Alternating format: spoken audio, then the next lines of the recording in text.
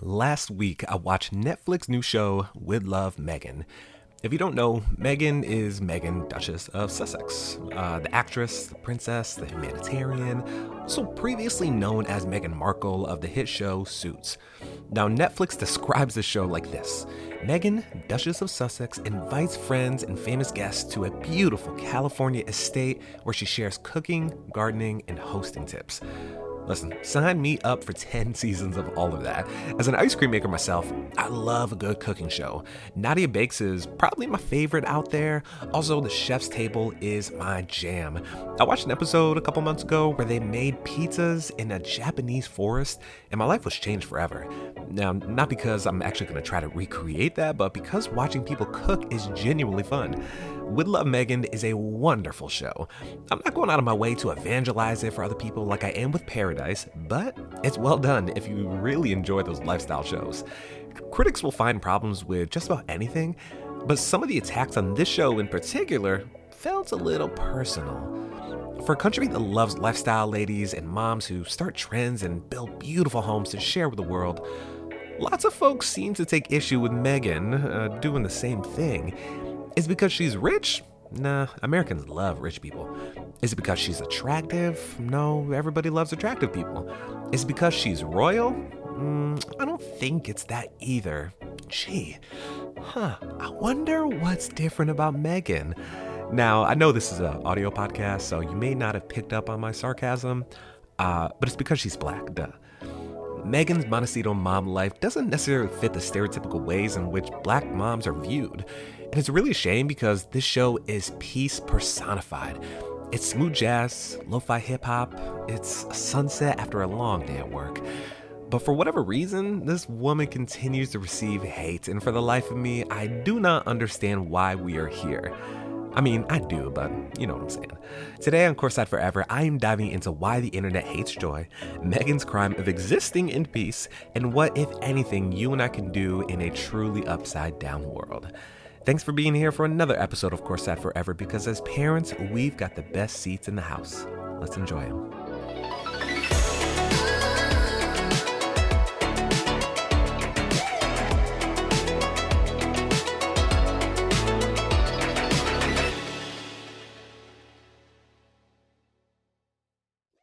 A few years ago, there was this viral tweet from a woman named Daisey, a sweet woman who used the Twitter handle Lil Plant Mommy, or Lil Plant Mammy, something like that, I don't know. From the handle alone, you could tell that she loves gardens and she loves plants. She's probably a pretty earthy person, if I had to assume. But on this peaceful October day, Daisey tweeted, "My husband and I wake up every morning and bring our coffee out to our garden and sit and talk for hours. Every morning. It never gets old, and we never run out of things to talk to. Love him so much." That's just lovely. I love it. A woman and her husband sitting in their garden, peacefully talking for hours as they drink their coffee. They're happy. They are in love. Truly, what's not to love about that? Well, have you seen the internet? This day has gone down in Twitter history. Now, why is that? It's because Daisey received thousands of comments from strangers, some of which were genuinely absurd. Here's 4 of them, just for an example. "I hope you know how privileged that sounds. I bet most people have sacred things but aren't as lucky. Doctors, teachers, social workers, and many more." Here's another. "Don't you guys go to work?" And another. "A lot of people didn't wake up this morning at all, and the only coffee, in quotations, they get is the bullets from a gun that shot them dead because they live in a war zone, but I'm glad you're able to enjoy your mornings." And last but not least, "The problem is the humble bragging while willfully ignoring their extreme privilege. That's what people are taking issue with. It isn't complex." Wow. Just rereading those. Oh my goodness. Now, to be fair, in the thousands of responses Daisey received, many of them were trolling the people who left those responses like that. There were a lot of people who were super supportive of Daisey and her husband, but only because they felt like someone needed to defend her. Think pieces were written, interviews were requested, and 2.5 years later, I'm still talking about this incident on my podcast. When Daisey wrote this, we were 2.5 years into a global pandemic, weeks away from midterm elections. Honestly, I don't know why the internet decided to come for Daisey that day, but like wildfire, it did, all because, checks note, Daisy liked to drink coffee with her husband, whom she loved, in their garden. What a crime. The internet's a weird place. People are weird. We love to place people on pedestals and then knock them down. I think of someone like Michael the Librarian, who famously rose to prominence on TikTok a while back. This man encouraged people to go to the library and read books. That's it. He promoted literacy programs in Library Joy. He was genuinely kind, genuinely cool, and due to these factors, his following grew rapidly. And then people started saying things like he had dark energy, and others felt like something was off about him. The sudden whiplash from everyday librarian to TikTok celebrity did major damage to his mental health, leading him to leave the job he loved and question whether he wanted to leave the world. Like Daisy, Michael received a lot of love from people, but that sudden rise in popularity, it's not normal. These are just two examples of everyday people doing normal things who have received hate for having the audacity to share the unproblematic things that they love with people. So why do we struggle to let others enjoy their lives? I don't know. There's a level of jealousy for sure, wondering why that person is getting all the attention. On a level, it's human nature. I've seen kids melt down before because their siblings got a little extra attention. As parents, we've all seen that. That type of behavior is fine for a 5-year-old, but for a 37-year-old Stacy, get it together, girl. Look through my episode feed. You'll find a number of serious topics. I'm not oblivious to the struggles that are going on in the world right now or ever. But when we see people like Daisy in her garden, Michael in the library, or Meghan in the kitchen, society should celebrate that joy. Instead, like that jealous kid, we do everything in our power to rip that person down to our level, assuming it'll make us feel better. But it never does, because there's always someone else with more.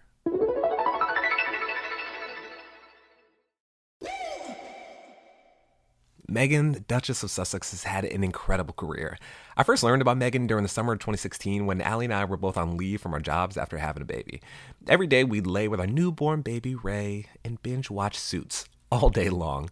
The show was fun, it was exciting, and most of the time, a little over the top. But anytime Rachel Zane hit the screen, I'm sorry, babe, but you know. Some months later, when I learned that Meghan and Harry were dating, I thought, okay, Meghan, I see you, Harry. Listen, I know very little about the royal family, but I knew enough to understand that this was a big deal. Meghan seemed so sweet, and so did Harry. What could ever go wrong? Well, fast forward, a lot of things went wrong. After leaving the royal family and settling in Montecito, Meghan and Harry have raised a family and settled into a new life in what I think is the most beautiful part of the country. They've done documentaries and podcasts. Harry's been an advocate for mental health changes. And now we've got this show, With Love Meghan, a show where Meghan hangs out in her garden, grows berries, makes honey, and invites guests and all of her friends to come over and peacefully live. Think Martha Stewart. Think Rachel Ray. Think about Joanna Gaines. This format has been done for decades. It's not groundbreaking. It's done really well, but it's not a new format or anything. People are used to seeing women in these lifestyle, kitchen-focused type shows, but they're not used to seeing black women in these spaces. When it comes to the royal life or even living in Montecito, the conversation about privilege, it's certainly a fair conversation. My brother-in-law used to live in Montecito, and our family would visit every chance that we got. Montecito is wealthy, like you wouldn't believe wealthy.